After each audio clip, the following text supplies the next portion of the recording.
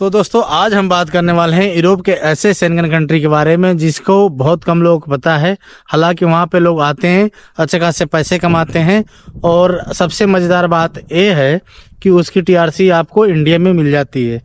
तो जी हाँ दोस्तों, आज हम बात कर रहे हैं यूरोप के शेंगन कंट्री स्लोवेनिया के बारे में, जिसका राजधानी कैपिटल ल्युबियाना है, जो अधिकांश लोग जानते हैं। तो आज हम स्लोवेनिया के बारे में बात करेंगे कि वहाँ का प्रोसेस क्या है और किस तरीके से काम होता है। बहुत से आप लोग को यूट्यूब पे वीडियो देखते होंगे, पर आपको स्लोवेनिया के बारे में आपको वीडियो बहुत कम मिलेगा, क्योंकि रीज़न ये है कि उसमें एजेंट लोगों को पैसे कमाने का मौका नहीं मिलता है। मौका नहीं मिलने का कारण ये है कि जो भी काम होता है ना, एम्प्लॉयर के अंडर में होता है, ना कि एजेंट के अंडर में होता है। एजेंट का कोई रोल नहीं है। डायरेक्ट कंपनी आपको हायर करेगी, डायरेक्ट कंपनी आपको वर्क परमिट देगी, डायरेक्ट कंपनी आपका टीआरसी बनवाएगी और आपको सिर्फ टिकट करके स्लोवेनिया आना है। तो आज हम बात कर रहे हैं स्लोवेनिया कंट्री के बारे में। आपको पता है कि वो शेंगन ओबी कंट्री है, लेकिन उसका वीडियो बहुत आपको कम देखने को मिलेगा। वहाँ बहुत कम लोग आते हैं, क्योंकि उसका थोड़ा सा जो है कि कोई एजेंट उसका काम करना नहीं चाहेगा, इसलिए कि एजेंट के अंडर में कुछ नहीं रहता है। तो वहाँ पे जॉब क्या है मैं आपको बताना चाहूँगा कि वहाँ पे जॉब जो है कि आपको पता है कि स्लोवेनिया के अंदर जो है कि रेस्टोरेंट ज़्यादा है। रेस्टोरेंट का काम है, वेटर्स का काम है, कुक का काम है, कंस्ट्रक्शन का भी काम है और क्लीनर का भी काम है वहाँ पे। तो अगर आपको प्लानिंग कर रहे हैं, सोच रहे हैं 2025 में यूरोप आने के लिए, तो मेरा सजेशन यही रहेगा भाई कि अगर आप 6 से 7 महीने साल भर इंतज़ार करते हैं क्रोएशिया और बाकी कंट्रियों के लिए, अगर वही चीज़ आप स्लोवेनिया के लिए काम करेंगे तो आप जो है कि 6 से 7 महीने में स्लोवेनिया आ जाएंगे। लेकिन आपको उसके लिए क्या करना है, आपको एम्प्लॉयर फाइंड करना, यानी ढूंढना है एम्प्लॉयर। क्योंकि अगर आपने एक बार एम्प्लॉयर ढूंढ लिया तो आप डायरेक्ट उनसे बात कर सकते हैं, उनको अपना सारे डॉक्यूमेंट दे सकते हैं और जॉब के लिए अपनी प्रोफाइल सेंड कर सकते हैं। तो दोस्तों बात करते हैं कि इस पे स्लोवेनिया के अंदर काम कैसे होता है, किस तरीके से होता है और कैसे लोग काम करते हैं और कैसे टीआरसी इंडिया में बन जाती है। आज इस चीज़ पे हम विस्तार से बात करेंगे और आपको बताएंगे सारी चीज़ें कि जो प्रक्रिया है, जो काम करने का तरीका है, वो कैसे अलग है, सबसे अलग है।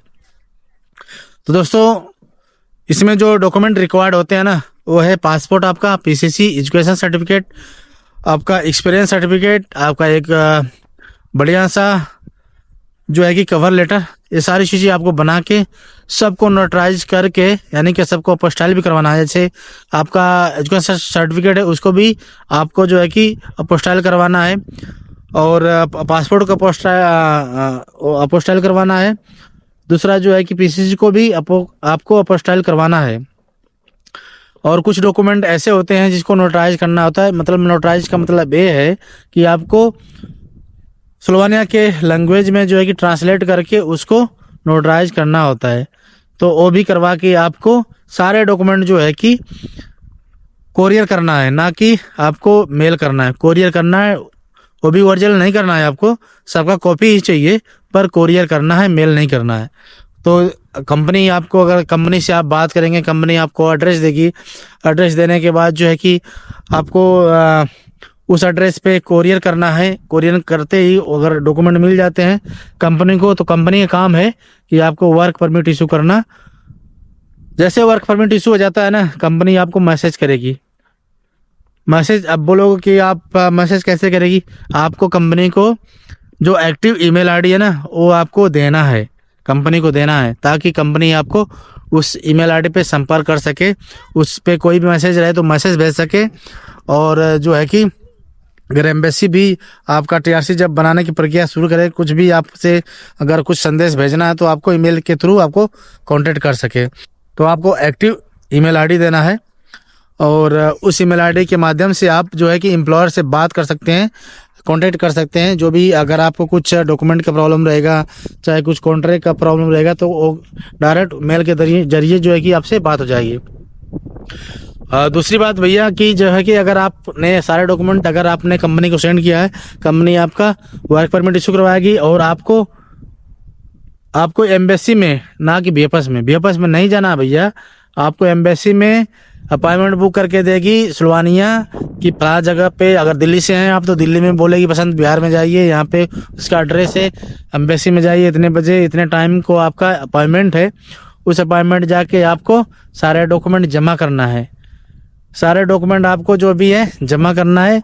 वहाँ पे जाने के बाद आपको पासपोर्ट नहीं जमा करना है, डॉक्यूमेंट सिर्फ जमा करने हैं, फोटोकॉपी जमा करनी है। पासपोर्ट पे आपको जमा करने का कोई फ़ायदा नहीं है, क्योंकि पासपोर्ट पे वीज़ा नहीं लगता है।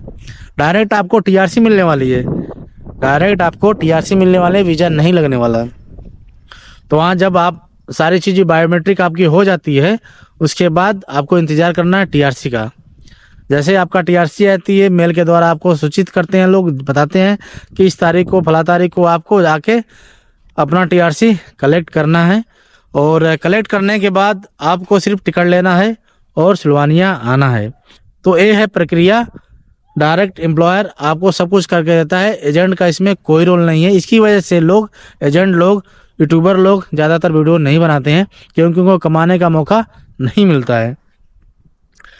तो आज हम बात वही बता रहे हैं आपको कि अगर आपको प्लानिंग करना है, आना है, तो आप इंटरनेट के माध्यम से बहुत से ऐसे जॉब हैं सिलवानिया के अंदर, जहाँ पे आप आसानी से अप्लाई कर सकते हैं। अगर आपने एक बार एम्प्लॉयर फाइंड कर लिया तो आपको आने से कोई रोक नहीं सकता है।